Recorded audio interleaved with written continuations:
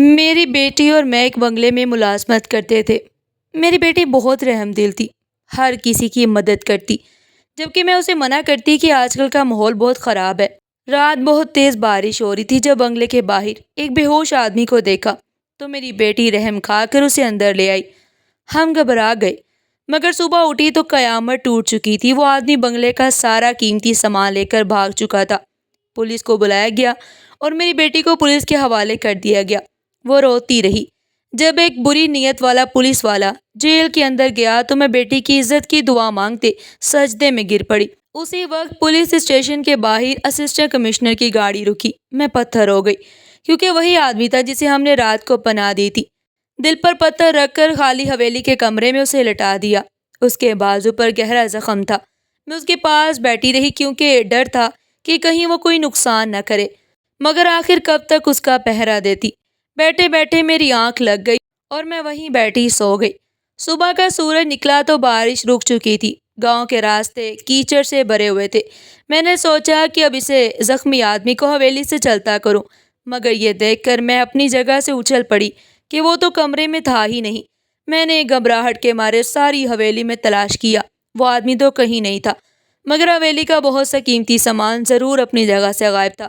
میں حویلی کے درمیان میں کھڑی پسینے سے شرابور تھی۔ وہ زخمی آدمی نہ صرف کمرے سے غائب تھا بلکہ الماریوں اور ڈرائنگ روم کی ساری قیمتی چیزیں بھی اپنے ساتھ لے گیا۔ ایسا لگا جیسے میرے پیروں تلے سے زمین نکل گئی۔ میں نے اپنی بیٹی کو گلے لگا لیا، مگر میرا دل کٹ کر رہ گیا۔ میں سوچ رہی تھی کہ جب حویلی کے مالک واپس آئیں گے تو کیا ہوگا۔ جب مالک اپنی فیملی سمیت شہر سے واپس آئے تو سب کچھ دیکھ کر غصے میں آگ بگولا ہو گئے اور مجھ پر چیخنے لگے کہ ہم نے تم پر بھروسہ کیا تھا اور تم نے ہی لوٹ لیا۔ میں نے روتے ہوئے سب کچھ سچ سچ بتا دیا۔ بارش، زخمی اجنبی، میری بیٹی کی ضد اور میرا دل پر پتھر رکھ کر اسے اندر لانا، سب کچھ بیان کیا، مگر میرے الفاظ ان کے کانوں تک نہ پہنچے۔ وہ بھڑک اٹھے کہ ہم شہر گئے اور تم نے کسی کو اندر گھسا لیا۔ یہ سب تمہارا اور تمہاری بیٹی کا کیا دھرا ہے، تم دونوں نے مل کر یہ سب کیا ہے۔ میں نے انہیں بہت سمجھایا، لیکن بھروسہ ایک بار ٹوٹ جائے تو دوبارہ جڑتا نہیں۔ شام ہونے سے پہلے پولیس کی جیپ حویلی کے باہر آ کر رکی۔ حویلی کے مالک نے ہمیں ان کے حوالے کر دیا۔ میری بیٹی میرے پیچھے دوڑ کر لپٹ گئی۔ اگلے ہی لمحے میری جان نکل گئی۔ میرا نام زینی ہے۔ میرا تعلق رضاک کی ایک چھوٹے سے گاؤں سے ہے۔ میں اپنے ماں باپ کی سب سے بڑی بیٹی تھی۔ میری ایک چھوٹی بہن زینت اور بھائی زاہد۔ میرے ابا ایک سرکاری اسکول میں ٹیچر تھے، جبکہ اماں لوگوں کے کپڑے سی کر اور محلے کی کچھ بچیوں کو سلائی کڑھائی سکھا کر گھر کا گزارا کرتی تھی۔ اماں خود بھی پڑھی لکھی نہیں تھی، لیکن ہم تینوں کو اعلیٰ تعلیم دلانا ان کا سب سے بڑا خواب تھا۔ میں ابا کے ساتھ سائیکل پر بیٹھ کر گاؤں کے ایک چھوٹے سے اسکول جاتی تھی۔ ہمارے گھر کے حالات اتنے اچھے تو نہیں تھے کہ ابا ہمارے لیے دنیا کی ہر آسائش خرید سکے، مگر اس کے باوجود ہمارے گھر میں کسی چیز کی پریشانی نہیں تھی۔ اس لیے اماں ابا ہمیشہ اللہ کا شکر ادا کرتے اور میرے لیے دعا کرتے کہ میں چاہے امیر گھر جاؤں یا غریب، بس میرے نصیب اچھے ہوں۔ مگر نصیبوں کا لکھا کون جانتا ہے۔ میں سب سے بڑی تھی، اس لیے اماں ابا کو مجھ سے زیادہ پیار تھا، اور ابا کی تو خاص طور پر کوشش تھی کہ وہ میری ہر خواہش کو پورا کریں۔ ابا چاہتے تھے کہ میری شادی ایسے گھر میں ہو جہاں سب میری عزت کریں اور مجھ سے ویسا ہی پیار کریں جیسے وہ خود کرتے تھے۔ جب میں مڈل میں تھی تو اماں نے میرے لیے رشتہ ڈھونڈنا شروع کر دیا۔ مجھے جب یہ پتہ چلا کہ اماں ابا مجھے جلد گھر سے رخصت کر دینا چاہتے ہیں تو مجھے جیسے ایک جھٹکا سا لگا، کیونکہ میں ابھی پڑھ لکھ کر کچھ بننا چاہتی تھی اور اپنے پیروں پر کھڑا ہونا چاہتی تھی۔ مجھے اداس دیکھ کر اماں مجھے سمجھانے لگی کہ رشتے آسانی سے نہیں ملتے، ان کی تلاش میں بہت وقت لگ جاتا ہے، اور جب تک میرے لیے کوئی رشتہ پسند آئے گا تب تک میری پڑھائی مکمل ہو جائے گی۔ ہمارے گاؤں میں لڑکیوں کی تعلیم کو زیادہ اہمیت نہیں دی جاتی، بلکہ انہیں بالغ ہوتے ہی شادی کر دی جاتی۔ لڑکیوں کو پڑھانے لکھانے پر اتنی توجہ نہیں دی جاتی جتنا انہیں گھرداری اور کھانا پکانے میں ماہر بنایا جاتا تھا، کیونکہ ہر کوئی یہی کہتا تھا کہ لڑکیوں نے کون سا کل کو گھر سے نکل کر پیسہ کمانا ہے، بلکہ گھر میں ہی آنٹی چوکا کرنا ہے، اس لیے لڑکی کو پڑھانا فضول ہے۔ مگر ابا گاؤں کے باقی سب لوگوں سے الگ تھے، خود پڑھے لکھے اور باشعور تھے، اس لیے لوگوں کی باتوں کی پرواہ کیے بغیر وہ ہمیں بہنوں کو پڑھانا چاہتے تھے تاکہ ہم اپنے پیروں پر کھڑی ہو سکیں۔ گاؤں میں لڑکیوں کے لیے صرف مڈل تک اسکول تھا اور آگے پڑھنے کے لیے ہمیں دوسرے گاؤں جانا پڑتا تھا۔ میں بھی دوسرے گاؤں جاتی تھی جو بہت مشکل تھا، لیکن چونکہ ابا بھی گاؤں سے باہر ہی دوسرے اسکول جاتے تھے، اس لیے وہ ہمیں بھی موٹر سائیکل پر ساتھ لے جاتے۔ مجھے پڑھنے کا شوق تو بہت تھا، مگر دوسرے گاؤں جانے میں دشواری پیش آتی۔ اسکول آنے جانے میں بہت وقت لگ جاتا اور پھر مجھے اماں کے ساتھ گھر کے کاموں میں ان کا ہاتھ بھی بٹانا ہوتا۔ میں خوش تھی کہ ابا نے مجھے کبھی پڑھنے سے روکا نہیں تھا۔ اماں اور ابا دونوں چاہتے تھے کہ ہم بہنیں کم از کم میٹرک مکمل کر لیں، لیکن گاؤں کے لوگ باتیں بنانے لگے۔ کچھ لوگ ابا سے کہتے کہ ماسٹر صاحب لڑکیوں کو زیادہ نہ پڑھاؤ، لڑکوں کی پڑھائی کا تو اور حساب ہے، کیونکہ انہوں نے گھر سے نکل کر کمانا ہوتا ہے، مگر لڑکیوں کو پڑھانے کا مطلب ہے کہ انہیں کھلی آزادی دے دینا۔ کوئی کہتا زیادہ نہ پڑھاؤ ورنہ کل کو سر پر چڑھ جائیں گی۔ گھر جتنے منہ اتنی باتیں تھی، مگر ابا ہمیشہ ان سب باتوں کو نظر انداز کر دیتے۔ ہم بیٹیاں ہی تو ان کا مان تھی اور انہیں ہم پر پورا بھروسہ تھا۔ جب میں 16 سال کی ہوئی تو رشتہ داروں نے اماں سے کہنا شروع کر دیا کہ لڑکی جوان ہو گئی ہے، اس لیے اب اس کے لیے کوئی اچھا سا رشتہ دیکھ کر شادی کر دو۔ اماں لوگوں کی باتیں سن کر پریشان رہنے لگی، مگر ابا کو لوگوں کی کوئی پرواہ نہیں تھی۔ وہ ہمیشہ ہماری مرضی کے خلاف نہیں بلکہ ہمارے ساتھ کھڑے رہتے اور اماں کو بھی سمجھاتے کہ لوگوں کی باتوں کو زیادہ سنجیدگی سے نہ لیا کریں۔ ابا ہمیشہ کہتے کہ مجھے ظاہر سے محبت تو ہے، مگر میری دونوں بیٹیاں بھی میرا مان ہے، یہ گاؤں والوں کی باتوں کے آگے کمزور نہیں ہوں گی، بلکہ اپنی مرضی سے اپنی زندگی گزاریں گی۔ پہلے دونوں اپنی تعلیم مکمل کریں گی اور پھر جو ان کی مرضی ہوگی وہ کریں گی۔ میں انہیں کسی فیصلے کے لیے مجبور نہیں کروں گا۔ ابا کی باتوں سے ہم بہنوں کو بہت حوصلہ ملتا۔ ہمارا ایک ہی تو بھائی تھا، لیکن وہ بھی ہم دونوں سے چھوٹا تھا اور اسے لوگوں کی باتوں کی زیادہ سمجھ نہیں تھی، اس لیے میں نے ابا کا سہارا بننے کی ٹھانی، مگر قسمت کو شاید کچھ اور ہی منظور تھا۔ ابا اچانک بیمار پڑ گئے۔ گاؤں میں علاج کی سہولت نہیں تھی اور ابا کی بیماری روز بروز بڑھتی ہی جا رہی تھی۔ جب ابا بیمار ہوئے تو ہمارا اسکول جانا بھی رک گیا، کیونکہ ہم ابا کے ساتھ ہی آتے جاتے تھے، مگر ابا بیماری کی حالت میں ہمیں اسکول نہیں لے جا سکتے۔ ابا نے اسکول والوں سے مدد کی اپیل کی، ان سے درخواست کی، کیونکہ علاج کے لیے پیسوں کی ضرورت تھی۔ اسکول والوں نے تعاون تو کیا، مگر ابا کو ہائی بلڈ پریشر کی وجہ سے ایک دن ہارٹ اٹیک ہوا اور وہ ہمیں چھوڑ کر ہمیشہ ہمیشہ کے لیے چلے گئے۔ یہ میرے لیے سب سے بڑا صدمہ تھا۔ ابا کی وفات کے بعد ہماری زندگی ایک دم بدل گئی۔ ہمارے گھر کا واحد کفیل چلا گیا اور اماں کو سمجھ نہیں آ رہی تھی کہ اب وہ ہمیں کیسے پالیں گی۔ لوگوں کی زبانیں بھی جیسے ایک دم سے کھل گئی۔ جنہیں پہلے ابا کا خوف تھا، وہی لوگ اب اماں کو طرح طرح کے مشورے دینے لگے، اور اماں پہلے ہی ذرا ذرا سی بات پر پریشان ہو جاتی تھی۔ انہیں لوگوں کی باتوں کی بھی بہت فکر ہونے لگی۔ میں نے تو ابا کی زندگی میں اماں کو حوصلہ دیتے دیکھا، مگر ابا کے گزر جانے کے بعد اماں بھی ہمت ہارنے لگی۔ ابا کے بعد اماں نے زیادہ کپڑے سی کر گزارا کرنے کی کوشش کی تاکہ کسی طرح گھر چلے۔ وہ بچت بھی کرتی تھی، کیونکہ اب جو لڑکیاں ان سے سلائی کڑھائی سیکھنے آتی تھی، ان کے والدین نے بھی انہیں گھر بٹھا لیا تھا، کیونکہ وہ نہیں چاہتے تھے کہ ان کی بیٹیاں ہمارے جیسے گھر آئیں۔ مگر اماں نے ہمت نہ ہاری، کیونکہ وہ جانتی تھی کہ اگر وہ ہار مان لیں گی تو ہم بچوں کا کیا ہوگا۔ ابا ہمیں پیروں پر کھڑا ہونا دیکھنا چاہتے تھے۔ گھر کا گزارا تو کسی نہ کسی طرح بہت مشکل سے ہو ہی جاتا، مگر اماں کے سر پر 3 بچوں کی ذمہ داری بھی تھی، اس لیے اماں نے ہر ممکن محنت کر کے تھوڑا بہت جہیز کا سامان بنانا شروع کر دیا۔ میں نے اماں کا ہاتھ بٹانے کے لیے سلائی میں زیادہ دلچسپی لینا شروع کر دی۔ محلے کے کچھ لوگ ہمارے گھر کے حالات سے بخوبی واقف تھے، تو وہ ہماری مدد کر دیا کرتے، اور کچھ عورتیں ہم سے اپنے کپڑے سلائی کروا دیا کرتی۔ ہم نے محلے کی عورتوں کے کپڑے سینا شروع کر دیے، جس سے ہمیں کافی سہولت ہونے لگی، اور رفتہ رفتہ جب کام بڑھنے لگا، مگر گاؤں کے کچھ لوگ اب بھی ہمارے خلاف باتیں کرنے سے باز نہ آئے۔ کوئی کہتا ابا کے گزر جانے کے بعد ہمارے گھر کا نظام کیسے چلے گا، کوئی کہتا لڑکیوں کو سلائی سیکھنے کی کیا ضرورت تھی۔ مگر اماں کو بھی سمجھ آنے لگ گئی کہ لوگ مدد نہیں کر سکتے تھے، بلکہ وہ تو بس باتیں ہی کر سکتے تھے، تو اماں نے بھی ان کی باتوں پر دھیان دینا چھوڑ دیا۔ اماں کہتی تھی کہ عزت کی روٹی سب سے بڑی دولت ہے، اور ہم عزت سے گھر بیٹھ کر اپنا کام کرتی تھی، نہ کہ کسی کے آگے اپنی ضرورت پوری کرنے کے لیے ہاتھ پھیلاتی۔ جب حالات ذرا بہتر ہونے لگے، تب اماں نے میرے لیے رشتہ ڈھونڈنا شروع کر دیا۔ میں نے اماں کو لاکھ منع کیا اور سمجھانے کی بہت کوشش کی کہ مجھے ابھی شادی نہیں کرنی، بلکہ اماں کی مدد کر کے چھوٹے بہن بھائیوں کی پرورش کرنی تھی۔ مگر اماں کے اوپر تو میرے علاوہ بھی 2 بچوں کی ذمہ داری تھی، اور اماں کے سمجھانے پر میں ایک شرط پر راضی ہوئی کہ وہ میرے لیے کوئی مناسب رشتہ تلاش کریں، مگر میں پہلے چھوٹی بہن زینت کی شادی کروں گی اور پھر اپنے بارے میں کچھ سوچوں گی۔ پہلے تو اماں نے میری بات نہیں مانی، مگر میرے زیادہ اصرار پر اماں کو ماننا ہی پڑا، کیونکہ اس کے سوا ان کے پاس کوئی چارہ نہیں تھا۔ میں نے شادی کے لیے ہاں تو کر دی، مگر ہم جیسے غریب لوگوں کے گھر میں بھلا کون رشتہ لے کر آتا؟ یہ جانتے بوجھتے بھی کہ اماں ہمیں زیادہ جہیز نہیں دے سکتی۔ مجھے حیرانی اس بات پر تھی کہ وہ سب لوگ بھی ایک دم سے خاموش ہو گئے جنہوں نے میری پڑھائی کا سن کر واویلا مچایا تھا۔ یہ لڑکی کی شادی کر دو، وہ جوان ہو گئی ہے۔ مگر جب ہمیں مدد کی ضرورت تھی تو وہ سب لوگ جیسے کہیں چھپ گئے۔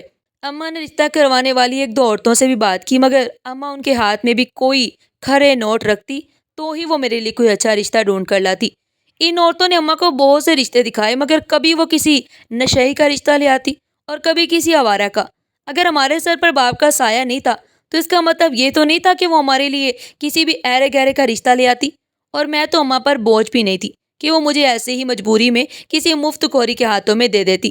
اماں کی پریشانی بڑھتی ہی جا رہی تھی کیونکہ زینت بھی جوان ہو رہی تھی اور میری عمر نکلتی جا رہی تھی اور ہماری دہلیز پر کوئی اچھا رشتہ آ ہی نہیں رہا تھا۔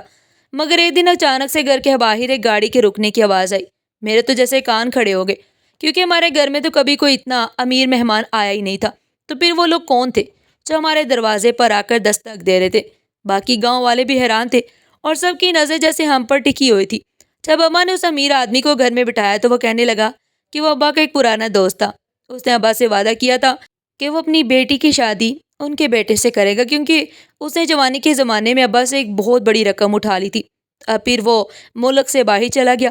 جب واپس آنے پر اسے ابا کے انتقال کی خبر ملی تو وہ دکھی دل کے ساتھ ان کی تعزیت کرنے ہمارے گھر چلا آیا۔ ان کی باتیں سن کر اماں کی آنکھوں میں آنسو تیرنے لگے۔ وہ بار بار سر ہلا رہی تھی جیسے ان کو اپنی کانوں پر یقین ہی نہیں آ رہا تھا۔ اماں نے نم آنکھوں سے ان کو کہا کہ آپ تو برسوں بعد آئے ہیں، اب تو دنیا بدل گئی، حالات بدل گئے، اب بھلا ہماری کیا اوقات کہ ہم آپ کے خاندان سے رشتہ جوڑیں۔ مگر وہ بھی کوئی اپنے لفظوں کے پکے انسان تھے۔ کہنے لگے وعدے کی قیمت وقت سے زیادہ ہوتی ہے۔ میں نے اپنے بھائی جیسے دوست کھو دیا مگر اسے کیا ہوا وعدہ نہیں بھولا۔ آج میرے بیٹے کے لیے رشتے کی کوئی کمی نہیں، مگر میں چاہتا ہوں کہ اپنے دوست کی بیٹی کو اپنی بہو بنا کر یہ قرض بھی اتار دوں۔ میں کمرے کے کونے میں بیٹھی یہ سب کچھ سن رہی تھی۔ دل میں یہ عجیب سا طوفان برپا تھا۔ ایک طرف سکون تھا کہ شاید قسمت نے خود میرے دروازے پر خوشی لا کھڑی کی تھی، اور دوسری جانب ڈر بھی تھا کہ کیا وہ جو کہہ رہے تھے وہ واقعی سچ تھا۔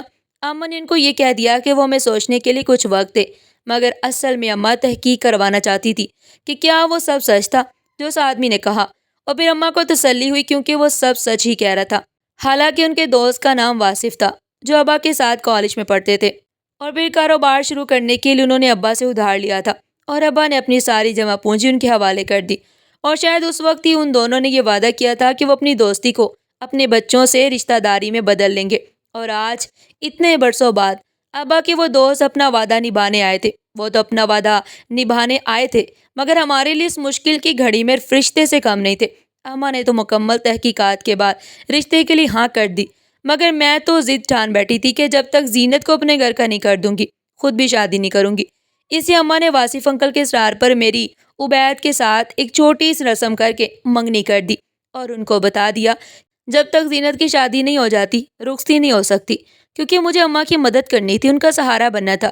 جب تک میرا چھوٹا بھائی اپنے پیروں پر کھڑا ہو کر اماں کی مدد کرنے کے قابل نہیں ہو جاتا۔ واصف انکل اچھے تھے، اس لیے وہ میری بات سن کر خوش تھے۔ مجھے ایسے لگا جیسے ابا کے انتقال کے بعد وہ جیسے زندگی کی کشتی کو کنارے لگانے کی ساری ذمہ داری اماں اور مجھ پر ہی آن پڑی تھی۔ زینت ابھی چھوٹی تھی اور ظاہر تو محض ایک کمسن بچی۔ میری اور عبید کی منگنی ہوئے کئی مہینے گزر گئے مگر میں اپنی ضد پر قائم تھی کہ جب تک زینت اپنے گھر کی نہ ہو جائے میں بھی اس گھر کی دہلیز پار نہیں کروں گی۔ واصف انکل نے ہم سے کبھی کوئی شکوہ نہیں کیا، بلکہ وہ اکثر کہا کرتے تھے کہ زینی، تم جیسی لڑکیاں بہت کم ہوتی ہیں جو اپنی بہن کے لیے اتنی بڑی قربانی دینے کو تیار ہو۔ وہ ہمیشہ میری سوچ کی قدر کرتے اور میری ہمت بندھاتے۔ بس ان کے وہی الفاظ تھے جو میرے حوصلے کو اور بھی بڑھا دیتے۔ زینت جوان ہو رہی تھی مگر غربت کا سایہ اس کے خوابوں پر بوجھ بن کے منڈلا رہا تھا۔ وہ بے شک مجھ سے کچھ نہ کہتی مگر مجھے اس کے چہرے کی اداسی بہت کچھ کہہ جاتی۔ اماں نے اس کی شادی کے لیے مناسب رشتہ تلاش کرنے کی بہت کوشش کی مگر ہر بار کوئی نہ کوئی رکاوٹ آ جاتی۔ کوئی جہیز زیادہ مانگ لیتا تو کوئی ہمارا چھوٹا سا گھر دے کر انکار کر دیتا۔ ایک دن اماں مجھے کہنے لگی کہ زینت کی قسمت میں جو لکھا تھا وہ ہو کے رہے گا، اس لیے مجھے اپنی شادی کے بارے میں سوچنا چاہیے۔ اماں مجھے سمجھانے لگی کہ آخر عبید اور اس کے گھر والے کب تک میرا انتظار کریں گے، مگر میری ہمیشہ کی طرح ایک ہی ضد تھی کہ جب تک زینت کو اپنے گھر کا نہیں کر دوں گی میں کسی اور کی بات کا نہیں سوچوں گی۔ اماں میری ضد اور محبت کو سمجھ کر خاموش ہو گئی۔ جب میری اور عبید کی منگنی کو 3 سال گزر گئے تو ایک دن زینت مجھ سے کہنے لگی کہ باجی آپ کب تک میری خاطر اپنی زندگی کو روکے رکھیں گی؟ مگر میں اس کی بات سن کر بھی خاموش ہو گئی، کیونکہ اب تو میں بھی مایوس ہونے لگی تھی۔ مگر چند دن بعد زینت کے لیے ایک رشتہ آ ہی گیا۔ اس لڑکے کا نام ساجد تھا اور وہ بھی ابا کی طرح ایک اسکول میں ٹیچر تھا، یعنی ایک اسکول میں پڑھاتا تھا۔ جب اماں نے ساجد کے بارے میں پتہ کرایا تو پتہ چلا کہ وہ ایک دیانتدار اور نیک سیرت انسان تھا۔ سب سے اچھی بات یہ تھی کہ وہ زیادہ جہیز نہیں مانگ رہے تھے۔ زینت نے بھی شرماتے ہوئے حامی بھر لی۔ وہ لمحہ میرے لیے سب سے زیادہ خوشی اور سکون کا تھا۔ مجھے لگا اللہ نے میری دعا قبول کر لی تھی اور زینت کے لیے اچھا رشتہ مل گیا۔ میں یہ سوچ کر بے انتہا خوش تھی کہ اب میں بھی اپنے گھر جا سکتی تھی۔ اماں کی آنکھوں میں بھی آنسو تھے اور جب میں نے زینت کو گھر سے رخصت کر دیا تو اماں نم آنکھوں کے ساتھ مجھے کہنے لگی، تم نے ہمیشہ دوسروں کے لیے قربانیاں دی ہیں، اس لیے اللہ تمہیں اس کا اجر دے گا، تمہیں بھی ڈھیر ساری خوشیاں دے گا۔ مجھے لگا میں جیسا شوہر چاہتی تھی مجھے دنیا کی ہر وہ آسائش، ہر وہ دولت مل گئی تھی جس کی مجھے حسرت تھی۔ میں عبید کے ساتھ مطمئن تھی، مگر میں نہیں جانتی تھی کہ میرا یہ سکون کس قدر جلدی ختم ہونے والا تھا۔ ہماری نئی زندگی خوشیوں سے بھرپور تھی۔ عبید کے گھر کی فیملی چھوٹی تھی، اس کی ایک بہن تھی جو اپنے چچا زاد کی طرف بیاہی ہوئی تھی اور گھر کے پاس ہی رہتی تھی۔ اس کے علاوہ عبید کی اماں تھی اور عبید ایک کمپنی میں باقاعدہ کام کرتا تھا اور ایک محبت کرنے والا شوہر ثابت ہوا۔ ہمیشہ میرے جذبات اور قربانیوں کو سراہتا۔ اماں زاہد کے ساتھ تھی اور مجھے یہ اطمینان تھا کہ میری غیر موجودگی میں وہ اماں کا خیال رکھے گا۔ لیکن زندگی ہمیشہ ایک ہی رخ پر نہیں چلتی رہتی۔ مجھے نہیں پتا تھا کہ میرے امتحان ابھی ختم نہیں ہوئے، بلکہ ایک نیا طوفان میرے صبر کا امتحان لینے کے لیے تیار کھڑا تھا۔ میری اور عبید کی شادی کو چند مہینے ہی گزرے تھے جب عبید کی طبیعت بگڑنے لگی۔ پہلے تو میں نے سمجھا کہ شاید زیادہ کام کرنے کی وجہ سے وہ تھک جاتا، مگر جب وہ بار بار بیمار ہونے لگا تو میں نے اسے ڈاکٹر کے پاس جانے پر مجبور کیا۔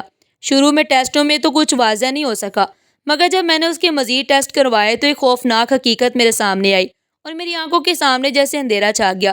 مجھے لگا جیسے میں یہ خبر سن کر زندہ نہیں رہوں گی، مگر مجھے زندگی کی تلخ حقیقتوں کا سامنا کرنے کے لیے ابھی جینا تھا۔ عبید کو پھیپھڑوں کا کینسر تھا۔ یہ خبر تو مجھ پر قیامت بن کے گری۔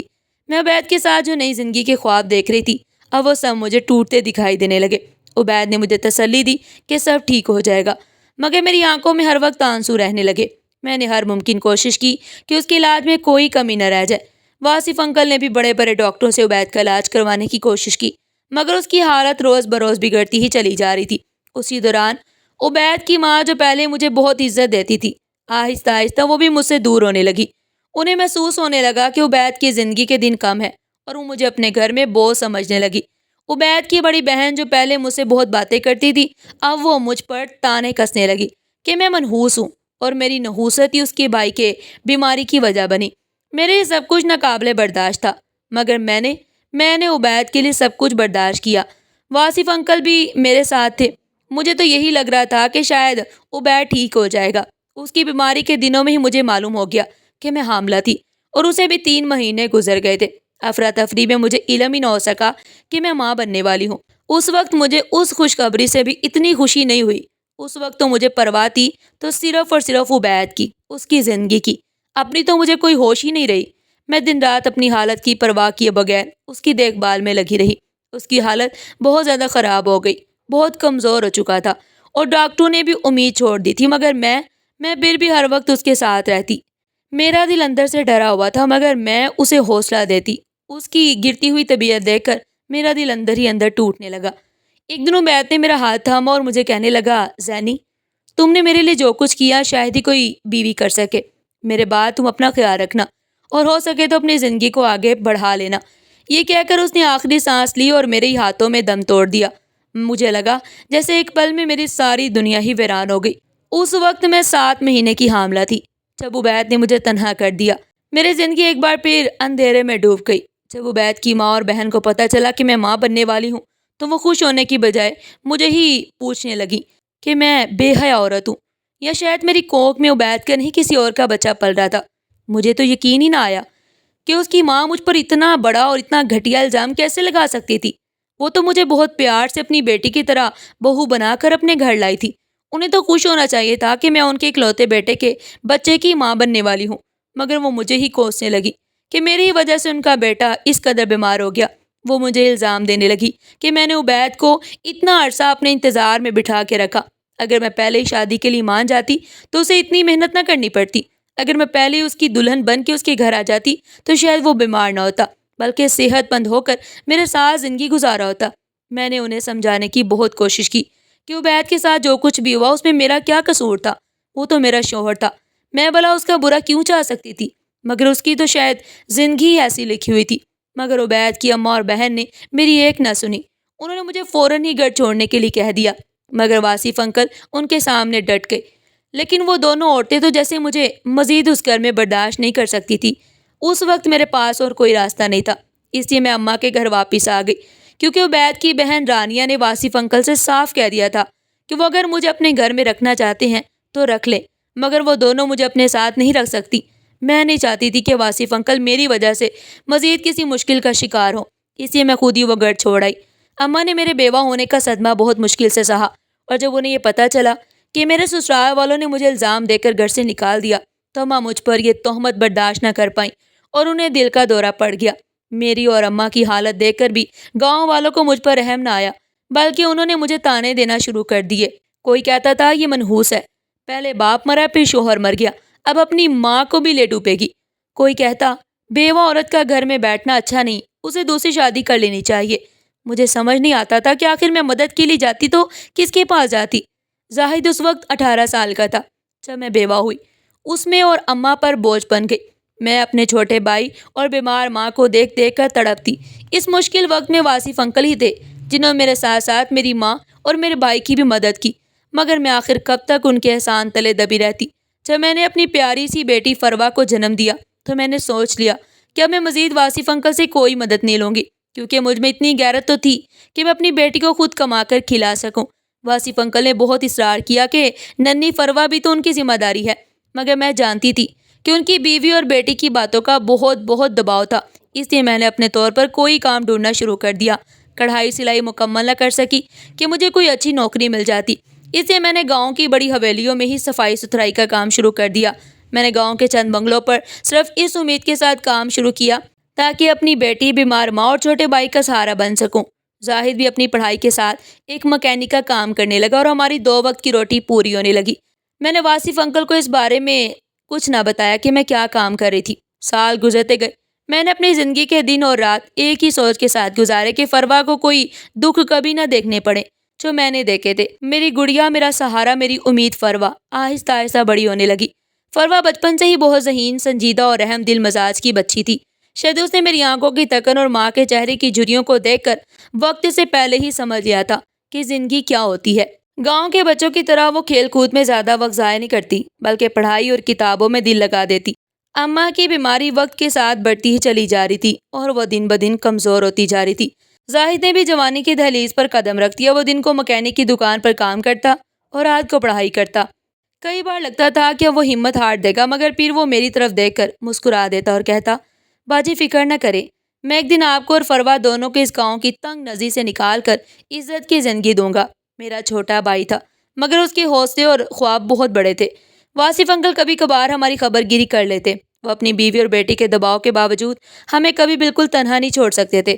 آخر میں ان کے بیٹے کی بیوہ اور فروا ان کے بیٹے کا خون تھی، لیکن میں نے ہمیشہ ایک حد قائم رکھی۔ میں نے فیصلہ کیا کہ اپنے زور بازو سے زندگی گزاروں گی اور دوبارہ ایسی کوئی امید نہیں باندھوں گی جس کے ٹوٹ جانے سے میرا وجود پھر بکھر جائے۔ عبید کی موت کے بعد جس طرح اس کی ماں اور بہن نے مجھے اور میری اولاد کو ٹھکرا دیا، وہ لمحہ میرے لیے بہت مشکل تھا۔ بڑی مشکل سے میں خود کو سنبھال پائی تھی۔ وقت کا پہیہ چلتا رہا، لیکن ایک دن وہ بھی آیا جب اماں نے ہمیں ہمیشہ کے لیے چھوڑ دیا۔ طویل بیماری کے بعد وہ خاموشی سے چل بسی۔ میں اور زاہد تڑپ تڑپ کر روئے۔ اس دن کے بعد گھر کا ایک اور سہارا ٹوٹ گیا، مگر فروا نے اپنے آپ کو مزید مضبوط کر لیا۔ بچپن سے اس نے اماں کی بیماری دیکھی تھی۔ وہ کسی کو تکلیف میں نہیں دیکھ سکتی تھی اور فوراً مدد کو پہنچ جاتی۔ پہلے پہل تو مجھے اس کی رحم دلی اچھی لگی، مگر میں نہیں جانتی تھی کہ یہی عادت آگے چل کر اس کی کمزوری بن جائے گی۔ گاڑی ایک بڑی حویلی میں جہاں میں صفائی کا کام کرتی تھی، مالک ہم پر بہت مہربان تھے۔ وہ جانتے تھے کہ میں نے کتنے مشکل حالات دیکھے ہیں، اس لیے وہ فروا کی پڑھائی کے معاملے میں میری مدد کرتے۔ میں اپنی بچی کو گھر پر اکیلا نہیں چھوڑ سکتی تھی، اس لیے جب وہ اسکول سے آتی تو میں اسے ساتھ لے جاتی۔ وہ حویلی کے باغ میں بیٹھ کر کتابیں پڑھتی یا پھولوں سے کھیلتی رہتی۔ حویلی کے مالک کو ہم پر بھروسہ تھا، اس سے وہ حویلی کی ذمہ داری اکثر میرے سپرد کر دیتے۔ ایک دن وہ شہر کسی کام سے جا رہے تھے اور مجھے فروا سمیت حویلی میں رات گزارنے کی اجازت مل گئی۔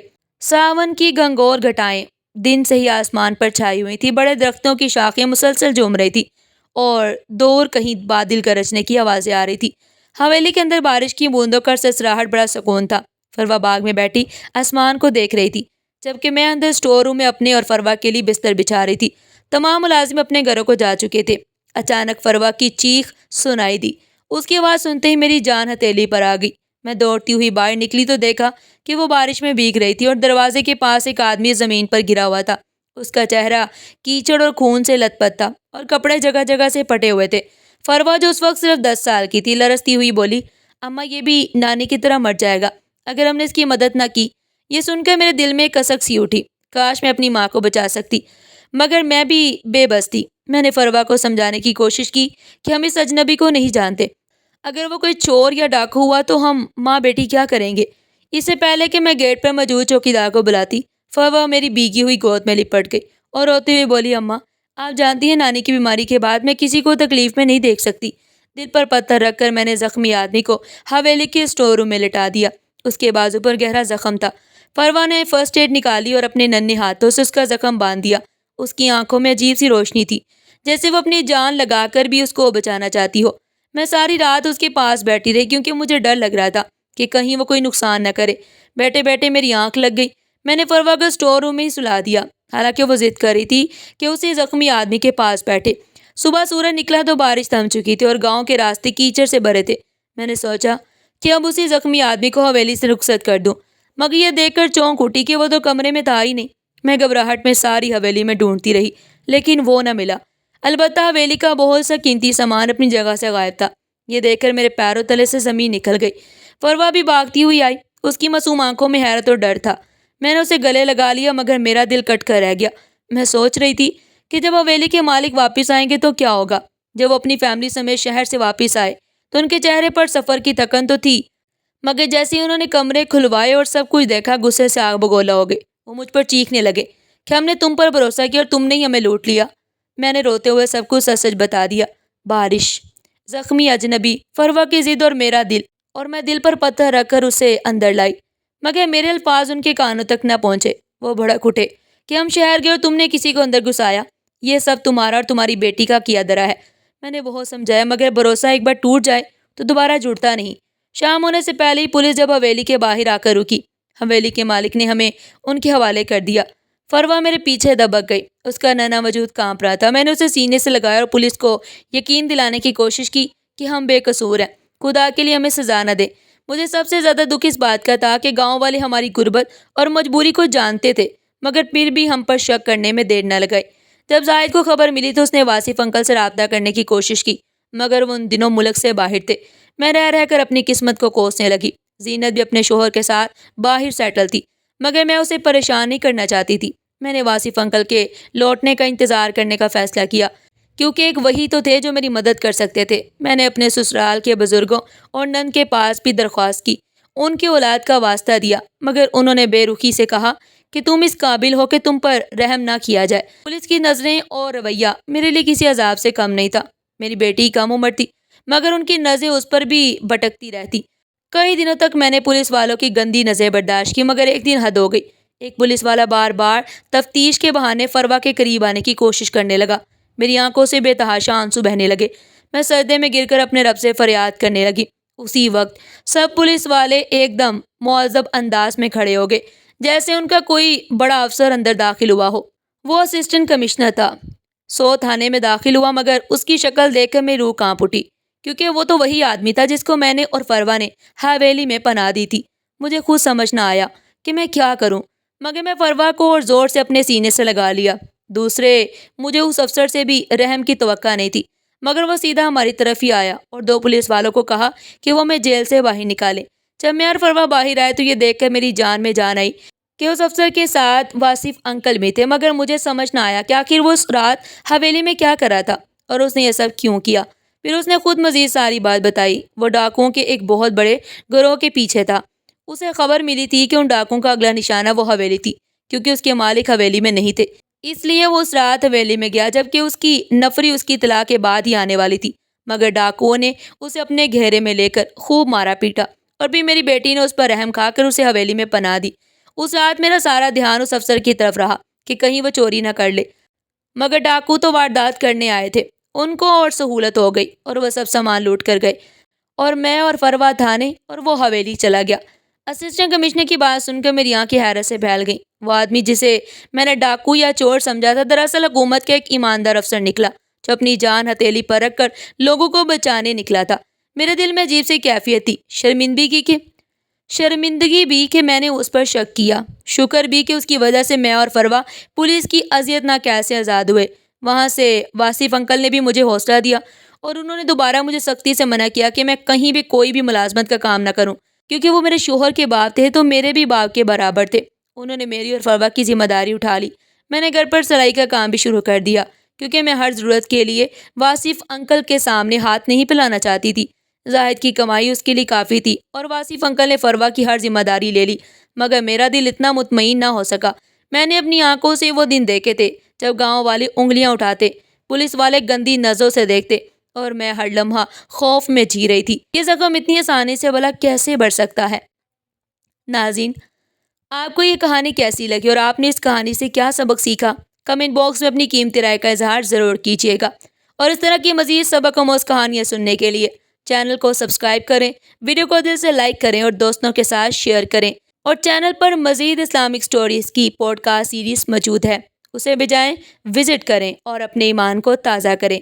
اور ہاں، کمنٹ باکس میں اللہ کے پیارے ناموں میں سے ایک نام ضرور پن کریں۔ پھر ملتے ہیں ایک نئی ویڈیو کے ساتھ، تب تک کے لیے اللہ حافظ۔